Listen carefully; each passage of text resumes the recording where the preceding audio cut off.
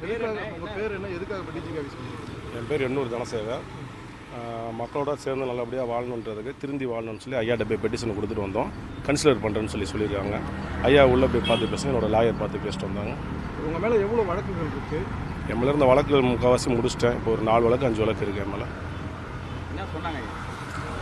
Consider பண்ணுறோன்னு சொல்லியிருக்கிறாங்க. ஏன் திடீர்னு இந்த மனமாற்றம்? வீட்டோட இருக்கணும், பிள்ளை குட்டிங்களோட வாழணும். சரியா, இது வரைக்கும் ஜெயில் எடுத்தது போதும் நம்மளுக்கு. சரி, ரொம்ப பாதிக்கப்பட்டாச்சு. இன்னும் பிள்ளைங்களோட வாழணுன்ற ஒரு எண்ணம் தான், வேறு எதுவும் கிடையாது. நிறைய என்கவுண்டர் நடந்துட்டு வரதுனால இந்த ஒரு மாற்றம் இல்லை, அந்த மாதிரிலாம் எதுவும் கிடையாது. மக்களோட சேர்ந்து வாழணும், அவ்வளோதான். நல்லபடியாக இருக்கணும், பிள்ளை குட்டிங்களோட வாழணும், அவ்வளோதான். காவல் நிலையத்தில் சரித்திர பதிவோட குற்றவாளின்னு பேர் வாங்கியிருக்காங்க. ஆமாம். இப்போ திடீர்னு இந்த மனமாற்றத்துக்கு காரணம் என்ன? இப்போ போலீஸ் அதை ஏற்றுப்பாங்கன்னு நினைக்கிறீங்களா? நம்ம திருந்தி வாழணுன்றதுக்காண்டி தான் வந்து ஐயாவை பார்த்து பெட்டிஷன் கொடுத்துருக்கோம். கன்சிடர் பண்ணுறேன்னு இருக்காங்க. நல்லபடியாக முடியும்னு நினைக்கிறேன். இப்போ திருந்தி வாழணுங்கிற அந்த மனமாற்றம் எப்படி வந்துச்சு? குடும்பத்தோடு வாழணும்ல, சிறையிலே எவ்வளோ காலத்துக்கு வாழ முடியும்?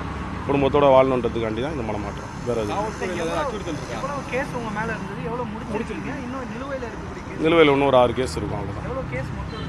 ஒரு 50 கேஸ் இருந்துச்சு, முடிச்சாச்சு எல்லாத்தையும். காவல்துறை இல்லை, அந்த மாதிரிலாம் எதுவும் கிடையாது. இல்லை, அந்த மாதிரி எதுவும் கிடையாது. இல்லை, பாதுகாப்புலாம் அப்படி நான் கேட்கல. நான் என் குடும்பத்தோட நல்லபடியாக வாழணும், திருந்தி வாழ்கிறேன்னு சொல்லி பெட்டிஷன் கொடுத்துருக்கேன். குடும்பத்தில் எத்தனை பேர் இருக்காங்க? பிள்ளைங்க 2 பேரும், என் ஒய்ஃப் ஒருத்தவங்க, அம்மா வயசானவங்க, அப்பா இறந்துட்டாங்க.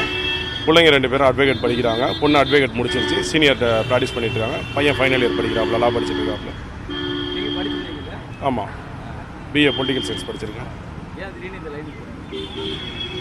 ஏதோ நடந்துருச்சு, அவ்வளோதான். திருந்தி வாழணுன்ற ஒரு எண்ணத்தில் இருக்கிறோம், திருந்தி வாழ்கிறோம்.